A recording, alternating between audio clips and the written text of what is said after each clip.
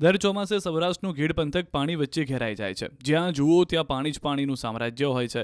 પરંતુ હવે વિસ્તારમાં ભરાતા પાણીના કાયમી ઉકેલ માટે રાજ્ય સરકાર દ્વારા મહત્વનો નિર્ણય લેવામાં આવ્યો છે। ચોમાસા દરમિયાન ગીડ વિસ્તારમાં ભરાતા પાણીના કાયમી નિકાલ માટે એક્શન પ્લાન તૈયાર કરાયો છે।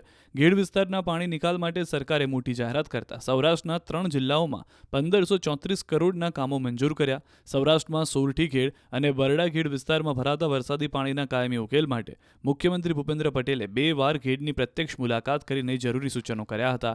ત્યારબાદ કામગીરી યુદ્ધના ધોરણે શરૂ કરવામાં આવી છે, જેમાં પ્રથમ તબક્કાના વિવિધ કામો માટે ₹139 કરોડના ટેન્ડર પાસ કરાયા છે। પોરબંદરમાં આયોજન મંડળની બેઠક માટે પોરબંદર પહોંચેલ જળસંપત્તિ મંત્રી તેમજ પોરબંદરના પ્રભારી કુંવરજી બાવળિયાએ જણાવ્યું હતું કે જૂનાગઢ, પોરબંદર અને દેવભૂમિ દ્વારકા જિલ્લામાંથી વહેતી ભાદર, ઓજદ, મધુવંતી, મીણસર, વર્તુ, સની અને સોરઠી વગેરે નદીના મુખ ત્રિકોણ પ્રદેશથી સોરઠી, ગેડ અને બરડા ગેડ વિસ્તારમાં બનેલા છે। આ નદીઓના મુખ પાસેથી બધી નદીઓ સપાટ, છીછરી અને કાંઠા વગરની હોવાથી પૂરના પાણી કાંઠા બહાર ફેલાઈ સમગ્ર ગેડ વિસ્તારમાં ફરી વળે છે। ચોમાસાની શરૂઆતથી લગભગ 4-5 મહિના સુધી આખો વિસ્તાર જળબંબાકારની સ્થિતિમાં રહે છે, તેથી આ વિસ્તારના ખેડૂતોને ચોમાસા દરમિયાન ખેતી કરવામાં મુશ્કેલી અનુભવાય છે।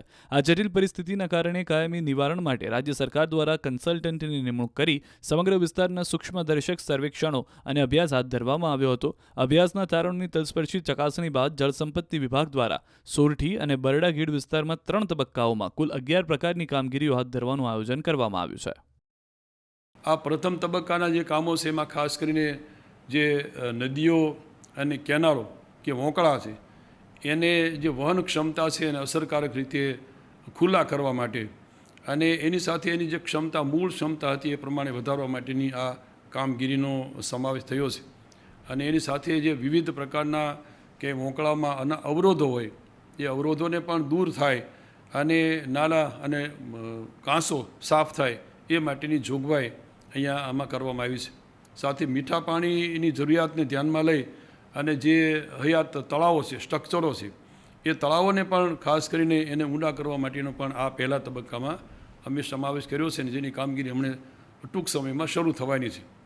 બીજા તબક્કામાં ખાસ કરીને જે અમે કામો લેવા જઈ રહ્યા છીએ એમાં મુખ્ય નદીઓ સાથે જે વોંકળાઓ છે એના કાંઠા ઉપરના જે પૂર સંરક્ષણ દિવાલો બનાવવી અને જેને કારણે જે નદીઓ છે, વોંકળા છે, એના પરના હયાત જે સ્ટ્રક્ચરો હોય, કોઈ નાના પ્લગ હોય તો એ નાના હોય તો એને મોટા કરવા માટે અથવા તો પાણીની જે કેપેસિટી હોય સહેલાઈથી નીકળી શકે એ રીતની વ્યવસ્થા બીજા તબક્કામાં કરવા માટેનું આયોજન છે।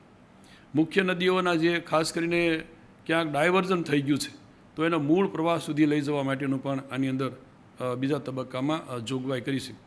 નદીઓના મુખ પર જે પાણીના અસરકારક જે ખાસ કરીને નિકાલ માટેની વ્યવસ્થા હોય એ ક્યાંક પૂરાઈ ગઈ અથવા ડિસિલ્ટિંગ થયું હોય તો એને પણ ખુલ્લા કરવા માટેની આ બીજા તબક્કામાં જોગવાઈ અમે આ યોજનામાં કરી છે।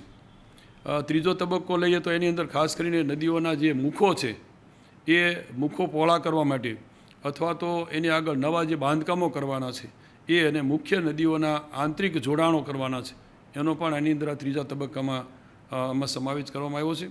અને એની સાથે ઉપરવાસના જે ખાસ કરીને કાંપ એને કારણે પૂરાઈ ગયેલા હોય એ ખુલ્લા કરવા માટેનું પણ આ ત્રીજા તબક્કાની અંદર અમે જોગવાઈ કરી છે।